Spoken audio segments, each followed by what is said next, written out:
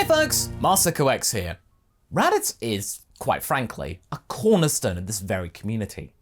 Even though the fact that we keep putting him on a pedestal can be grating for some, but to others, it's an interesting idea to utilize a character who would otherwise be considered a tool for an otherwise grander plot. I mean, someone's got to use him. Here though, he does get his time to shine, albeit in originally self-centered circumstances. Drawing from his young cowardice, he was the one to wind up on Earth instead of his younger brother.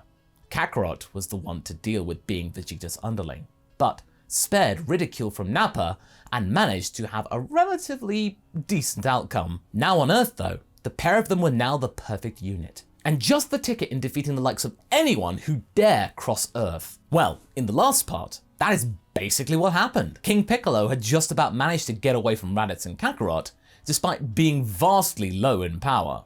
Kami had gotten in the way of all of this out of panic from losing his life and then the Dragon Balls, because eventual demise and all that. To ensure that Raditz would remain on his side, Kami promised to teach Raditz everything he knew in exchange for allowing Kakarot to follow through with the Martha training, the safer option for all parties. But neither part were privy to Tambourine already having the Dragon Radar, and this led to another wish being made by the king. Instead of asking for youth, he gained immortality, and when the Saiyan brothers arrived to take him down, they ultimately couldn't lay a finger on him. No matter how strong Raditz's attacks were, that would have originally taken out Piccolo in a second, the king would keep coming back. That's when it all became a war of words. When Piccolo found out he was nothing but a slug man instead of a demon incarnate, he basically with Kami just found a way to Earth and he was just a refugee, a fugitive. He broke down. His very existence had become far less significant, and this was the diversionary tactic needed for Kakarot to pull off the Martha, then taking out Tambourine, and then ensuring King Piccolo would be locked away for all eternity, deep within the walls of the lookout. Kami had gotten what he wanted, and now Kakarot got to train with his brother too, as part of the new terms of their agreement. And oh yes, Bulma was alive again too, and she was reunited with her beau. Let's resume on that touching note. Bulma and Raditz spent a good few days with each other in West City. It had felt like an eternity since they had spent time on a date, even though the antics of the 20-second tournament hadn't been all that long ago. But to them though, it felt way longer. Bulma was still going over the idea that she had died, and that she was now alive again. It had been a real eye-opener, and it made her all the more compelled to lead an adventurous life, because who knows if that happened again. This was when Raditz told her about the training he and Kakarot would undergo to maximize their potential. It would mean that he would be away from her for a few years, until it was all done. He had thought that Bulma would be upset about this, but in fact, she wasn't all that worried. "Won't you miss me? I mean, I'd miss you!" He was confused, but Bulma wasn't fussed at all. "Raditz, come on. I've got transportation that can get me up there, no problem. If I missed you, I'll just go up there and give you a big hug." She winked. Oh yeah, she was the heiress to the richest company on Earth, so that makes sense. That made Raditz feel better.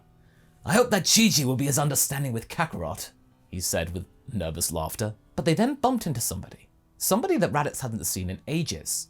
Launch, her blue-haired version. She immediately recognized Raditz from across the street and rushed completely unaware of the traffic that was actually going across the road, and they had to dart out of her way to avoid hitting her. "Raditz, it's been too long. I've meant to get tickets to the tournament to see you fight, but... Oh, am I interrupting?" Bulma and Raditz were thoroughly bemused to see her act so calmly after having nearly been run over by many cars. She gave Raditz a hug anyway, to which the Saiyan looked aghast, I mean, totally not expecting that, and Bulma looking suspicious. "Say," she said with skepticism, "how do you know Raditz?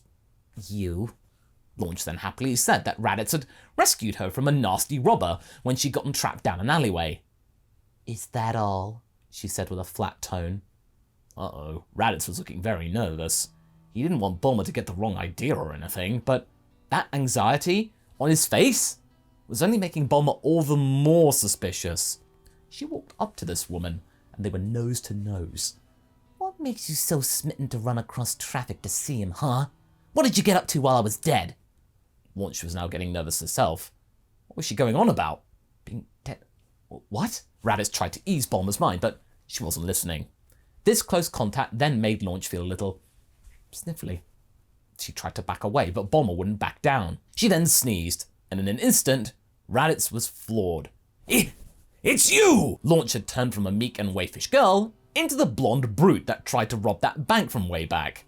She was horrified to see that big guy again and tried to get away, but nothing doing. Raditz phased in front of her and grabbed her by the wrist. Hey, let go of me, she said. Raditz looked sternly back at her. I don't play nice with those who try and break the law. To think I fell for your trick. Trick? What trick? What do you mean? That blue hair? Come on. What kind of fool do you take me for? Blue hair? What? Launch in this timeline right now wasn't aware of the change she'd go through, but Raditz wasn't in the mood to enlighten her about this and keep her in the dark, and instead proceeded to walk her down to the police station and turn her in. The Rozzers there were floored to see this one be taken in so easily. Sir, do you realize who you apprehended? This is Looter Launch. We've been trying to get her for years and... Wait, aren't you that guy who walked into that bank trying to nab her so casually? Raditz then felt quite good at the moment, having done a good deed. Yes, it is I. Bulma's brow was softened when the cops confirmed to her that he had been a good citizen and had tried to nab her when others would run. She breathed a sigh of relief. Good. It was all above board. Before Launch was sent off to be processed, she gave Raditz a nasty look. This ain't over, you. When I get out, you're a dead man. Raditz didn't take this seriously, though. Instead, he thought of something else. Hey, Bulma, when I get back from all of this training, why don't you say we, tie the knot? Bulma stopped in her tracks. Wait, you mean... Did I say it wrong? He said nonplussed. Nope, you got it right. Are you asking me to marry you, Raditz? She said with shock. Yes? And with that, she leapt into his arms and kissed him all over. No backsies, mister. You better keep that promise. When I come visit, we'll be planning the wedding of the century. Raditz didn't know what was going on, but chose to roll with it because, hey, Bulma was happy. He'd obviously said something good. When Raditz and Kakarot arrived on the lookout, Raditz was feeling pretty great right now with life, whilst Kakarot had a black eye. Ooh, how did you do that, brother? Chi-Chi didn't take too kindly to being left like that. She only agreed if she said we got married. Do you know what that is, bro? Raditz enlightened him. It's not that bad, Kakarot. You like Chi-Chi, don't you? Kakarot nodded. Uh-huh. It'll be fun. When you boil it down, nothing really changes in the day-to-day. The only difference is that you get to spend the rest of your life with your effective best friend. But you're my best friend, Raditz. Raditz felt a pang of brotherly love at that moment, but had to change tack. We can hang out whenever, but just not in that kind of way that... But before Raditz could elaborate, he was spared the need to by Kami, who greeted them both. Welcome, you two. I trust you are prepared for your training. Raditz and Kakarot were ready, and despite them being far stronger than he was, Kami was willing to at least try and hone their existing abilities. Besides, he felt obliged to do so after having made things all the more complicated for them prior. The 3 years of training were harder than the Saiyan brothers had thought. They trained together, and in many different scenarios and situations. Bulma did come up a few times to check on Raditz, but Kami rebuffed her on most occasions, lamenting that humanity had the means to intrude on his sacred home these days. But Mr. Popo paid host to her, and promised to relay messages and gifts and presents to Raditz, looking forward to perhaps attending their ceremony. They had never been to a human wedding before. Bulma was sad not to get to see her fiancé as often as she'd like, but she knew that this was important, and would ensure that Earth would never again be subjected to any peril. Well, don't count your chickens just yet, Bulma. Then it came to their time in the Room of Spirit and Time. Kami had forewarned them that this chamber was effectively their final test, to see whether they could cope with the arduous nature of said place. If you are able to handle 1 year in there, you can handle anywhere and anything that may find itself in your reach. However, if it does prove too much, the door is always open. Walk through it, and you'll be back here, in this plane of temporal reality. Kakarot blinked. Time will be back to normal, Kakarot. Oh, okay, he said with gusto, now understanding it. Despite Kami's worry, it was unfounded.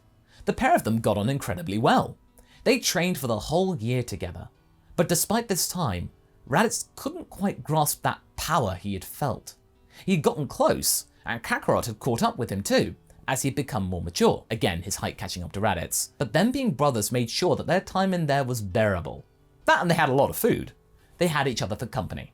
Raditz felt this was great for their relationship. A chance for them to reconnect, have a lifelong bond. In fact, he felt this might be the time to open up and tell his brother the truth. He felt that good. Listen, Kakarot, there's something I want to tell you. He said this just days before their year in the chamber was up. Yeah, bro, what's up? It's about when Father sent us away from our homeworld. You see, he meant for both of us to be here on Earth at the same time. Kakarot nodded. Okay, and?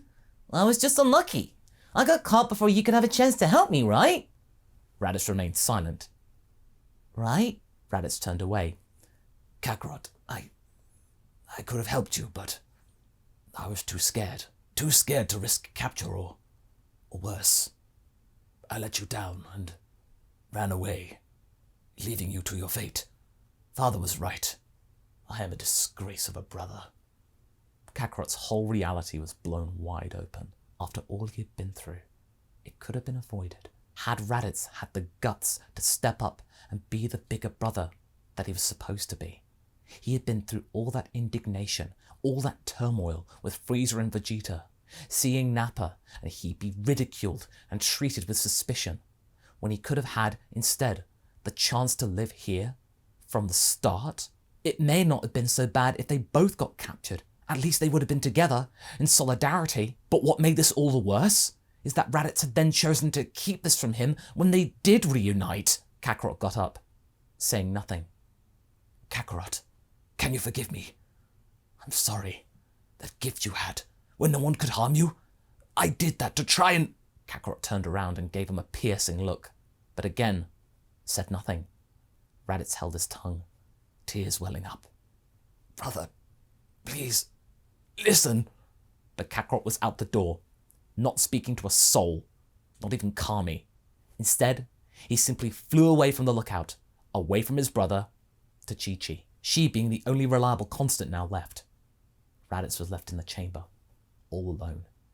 He got up and stumbled his way out of the sleeping quarters. He walked for hours.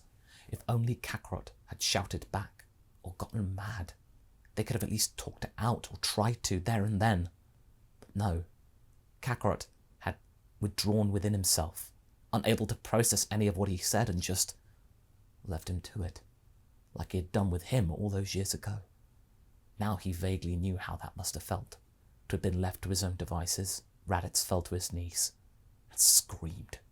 He screamed at the top of his lungs, and despite his anguish, that power he had been seeking came to light.